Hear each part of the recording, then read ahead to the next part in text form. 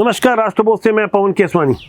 क्या छत्तीसगढ़ में अब भी ऑनलाइन सट्टा खुलेआम चल रहा है? पुराने ट्रेडिशनल तरीके से जहां हाथ से पट्टियां लिखी जाती थी उसे ऑफलाइन कहा जाता था, उससे कहीं आगे जब छत्तीसगढ़ में महादेव सट्टा जैसे दूसरे ऑनलाइन ऐप आने लगे और ये दौर वो था जब भूपेश बघेल का शासन था और इसका एपिक सेंटर भिलाई बना था, तो वहां से कई खबरें छनकर सामने आती थी। तब जब सट्टा का कारोबार ज़्यादा फलने फूलने लगा तो कुछ औपचारिक कार्रवाई होने लगी। भूपेश बघेल शासन के सबसे चर्चित एसपी रहे अभिषेक पल्लव हर दिन कोई नया वीडियो बनाते थे, ये समझाने की कोशिश करते थे कि पुलिस महादेव सट्टा के विरुद्ध कोई कार्रवाई कर रही है। इस मामले में न केवल पुलिस, बाद में केंद्रीय जांच एजेंसी ईडी और सत्ता बदलने के बाद ईओडब्ल्यू की भी एंट्री हुई। अब पुलिस, ईडी और ईओडब्ल्यू को विराम देते हुए इसमें सीबीआई की एंट्री हो गई है। पहले जहां पुरानी जांच एजेंसियां पैनल पर छापेमारी और नामों को लेकर एफआईआर तक सीमित रही,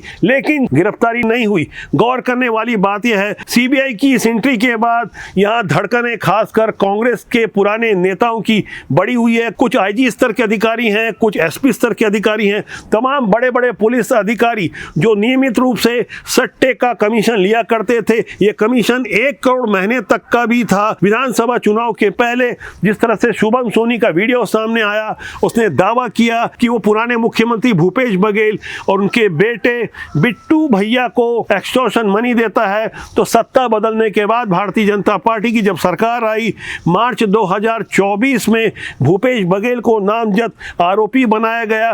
508 करोड़ रुपए की एक्सटॉर्शन मनी का एक गंभीर आरोप उस एफआईआर में लगा है। देश के इतिहास में ऐसा पहली बार होगा कि कोई सूबे का 5 साल मुख्यमंत्री रहा हो, वो सट्टे का एक्सटॉर्शन मनी लेता हो, उसके विरुद्ध एफआईआर दर्ज हुई हो। आज एफआईआर दर्ज हुए 10 महीने हो गए हैं, लेकिन भूपेश बघेल की गिरफ्तारी नहीं हुई है, कोई पूछताछ नहीं हुई है। तो आखिर यहाँ सबसे बड़ा प्रश्न खड़ा होता है, आखिर वो सब क्यों नहीं हुआ जिसकी आवश्यकता महसूस की जा रही थी? अब जब सीबीआई की एंट्री हो चुकी है तो ऐसा माना जा रहा है कि वो सब बहुत जल्दी होगा जो पेंडिंग था। हमारे पास जो ताजा जानकारी सामने आ रही है उसके अनुसार 2022 में ईडी ने जो ईसीआईआर दर्ज की थी, उसके अनुसार सट्टेबाजी के प्रमोटर सौरभ चंद्राकर, रवि उप्पल, शुभम सोनी, अतुल अग्रवाल को आरोपी बनाकर जांच शुरू की गई थी, जिसमें ईडी ने सिपाही से लेकर एएसआई रैंक के पुलिस कर्मियों को भी गिरफ्तार किया था। इसके बाद हवाला कारोबारी निवेशक को भी गिरफ्तार किया।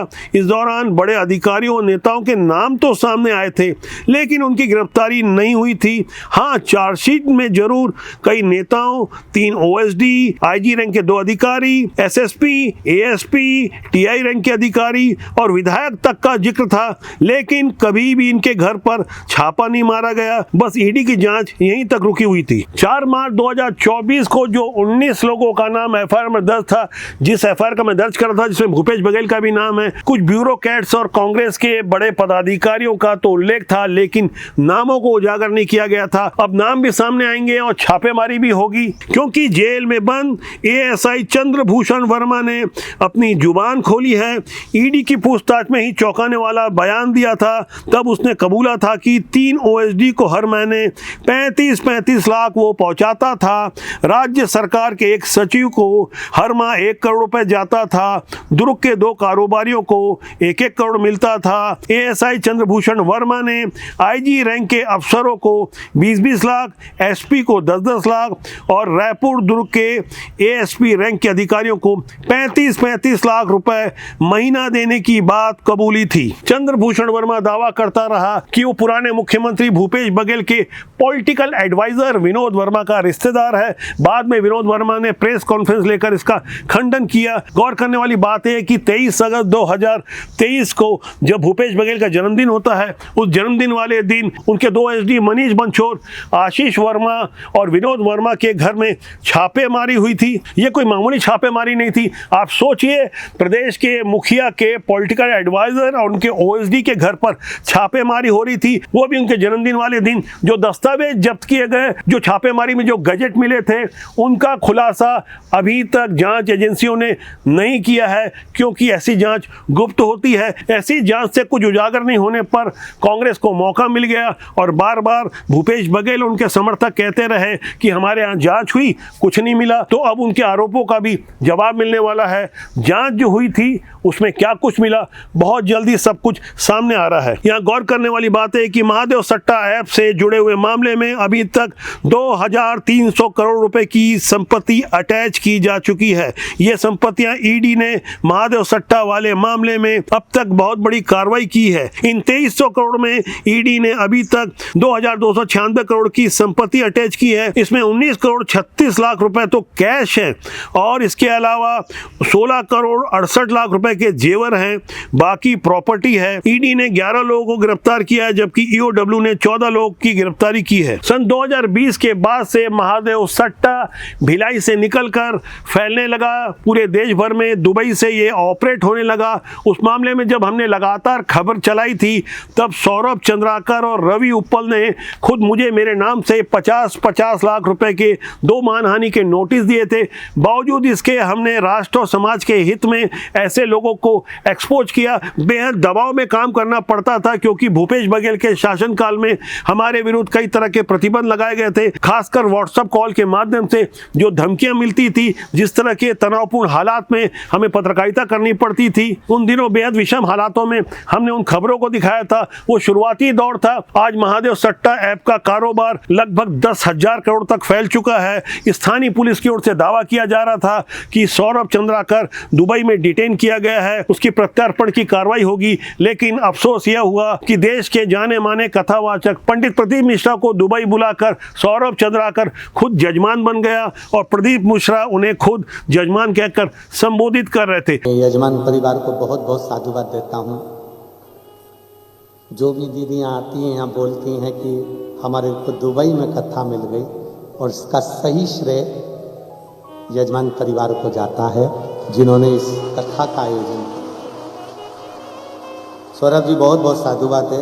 चंद्राकर जी आपको बहुत। जैसे वो वीडियो देश ने देखा तो जो पुलिस के अधिकारी दावा कर रहे थे वो सब चुप्पी साध लिए। दरअसल ऐसे ही कयासों के कारण पुलिस और सिस्टम की छवि खराब होती है। मौजूदा समय में छत्तीसगढ़ में जिस तरह से अभी भी ऑनलाइन सट्टा चल रहा है, उसे पूरी तरह रोक पाने का कोई मैकेनिज्म सरकार के पास, ये छत्तीसगढ़ की सरकार की बात नहीं कर रहा हूँ, किसी भी सरकार के पास नहीं हो सकता, क्योंकि इंटरनेट की ये दुनिया है। लेकिन यदि पुलिस अपने पर आ जाए तो ऐसे अपराधी पानी पीते रह जाएंगे। सट्टा चलाने वाले ऐसे ही कुछ कारोबारियों को कुछ गलतफहमी हो गई थी। अंबिकापुर में तो बाकायदा ऑफिस खोलकर टेबल सजाकर दर्जनों मोबाइल रखकर सट्टे का कारोबार कर रहे थे। अब वो पकड़े गए हैं। लेकिन हैरानी की बात यह है कि डंके की चोट में मार्केट में बैठकर ऑफिस खोलकर ये ऑनलाइन सट्टे का धंधा चला रहे थे। अंबिकापुर के सदर रोड के जय स्तंभ चौक के पास बाकायदा कार्यालय खोलकर सट्टा खिलाने वाले गिरोह को पुलिस ने पकड़ा है। 4 सदस्य गिरफ्तार किए गए। उनके पास से नगद 1,54,000 रुपए मिला है। इसके अलावा 20 लाख के अन्य सामान मिले हैं, जिसमें 234 एटीएम, गौर कीजिएगा 234 ATM, 77 mobile SIM, 78 cheque book और 81 पासबुक भी बरामद हुई है। जिन लोगों को आप अपनी स्क्रीन देख रहे हैं वो अंबिकापुर के सरगुजा साइकिल स्टोर के सामने बाकायदा कार्यालय खोलकर ऑनलाइन सट्टा खिला रहे थे। इनके द्वारा टीवी सेटअप के साथ क्रिकेट मैच में पैसा लगाया जाता था। पकड़े गए जिन युवकों को आप देख रहे हैं उनके नाम हैं राहुल अग्रवाल, श्रीकांत अग्रवाल, राहुल कुमार सोनी और अर्जुन गुप्ता। उसमें लगभग 15 करोड़ का ट्रांजैक्शन केवल एक बैंक में हमको ये जानकारी प्राप्त हुई है, और बाकी बैंकों से भी हम संपर्क में हैं।